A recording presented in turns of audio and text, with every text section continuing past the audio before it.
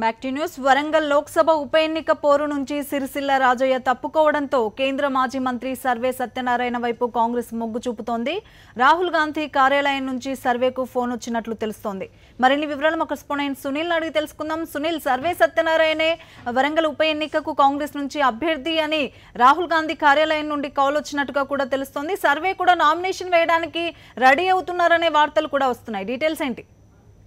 తెలంగాణ వరంగల్ లోక్సభ కాంగ్రెస్ అభ్యర్థిగా కేంద్ర మాజీ మంత్రి సర్వే సత్యనారాయణ అభ్యర్థిత్వాన్ని హైకమాండ్ ఖరారు చేసింది. కాసేపటి క్రితమే హైకమాండ్ ఈ మేరకు రాష్ట్ర కాంగ్రెస్ నేతలకు సమాచారం అందించింది.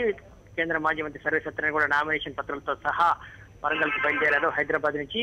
అంతకు ముందే పిసిసి చీఫ్ ఉత్తమ్ కుమార్ రెడ్డి కూడా ఖాళీ బీఫామ్ తోటి, అట్లాగే రాజయ్య అభ్యర్థిత్వానికి ఇచ్చినటువంటి బీఫామ్ ను క్యాన్సిల్ చేస్తూ సంబంధించినటువంటి పత్రాలను సీఫామ్ ను కూడా తీసుకుని వరంగల్ బయలుదేరారు. ఆయన వరంగల్ కు కాసేపట్లో చేరుకున్నారు. సర్వే సత్యనారాయణ కూడా ఈ మధ్యాహ్నం కల్లా వరంగల్ చేరుకుంటున్నారు. కాంగ్రెస్ కార్యకర్తలంతా కూడా సర్వే సత్యనారాయణ నామినేషన్ కార్యక్రమంలో పాల్గొనేందుకు కూడా సిద్ధమయ్యారు. మొత్తం అభ్యర్థికి సంబంధించిన ఎపిసోడ్ పూర్తిగా ముగిసిపోయింది. హైకమాండ్ నేరుగా రంగప్రవేశం చేసి కాంగ్రెస్ నేతలతోటి సంప్రదింపులు జరిపింది. సర్వే సత్యనారాయణ పోటీలో దిగాలంటూ రాష్ట్ర పార్టీ వ్యవహారాల ఇన్ఛార్జి ఏఐసీసీ ప్రధాన కార్యదర్శి దిగ్విజయ్ నేరుగా ఫోన్ చేశారు. రాహుల్ గాంధీ, సోనియా గాంధీ కూడా మీతో మాట్లాడతారు, ముందైతే మీరు వరంగల్ బయలుదేరండి అని చెప్పేశారు. రాహుల్ గాంధీ కార్యాలయం నుంచి కూడా సర్వే సత్యనారాయణకి ఫోన్ వచ్చింది. రాహుల్ మీకు ఫోన్ చేస్తారు, మీరైతే వరంగల్ బయలుదేరండి అంటంతో సర్వే సత్యనారాయణ నామినేషన్ వేసేందుకు బయలుదేరిపోయారు.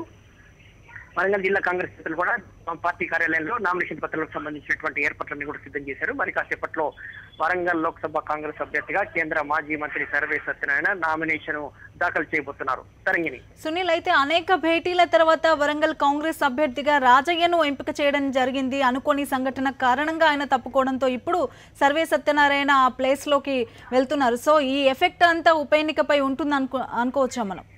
ఖచ్చితంగా ఉంటుంది తరంగిణి. కాంగ్రెస్ అభ్యర్థి హైకమాండ్ తీవ్రమైన కసరత్తు చేసింది, లోతైన కసరత్తు చేసింది. పోటీలో 4 అభ్యర్థులు ప్రధానంగా ఉన్నారు.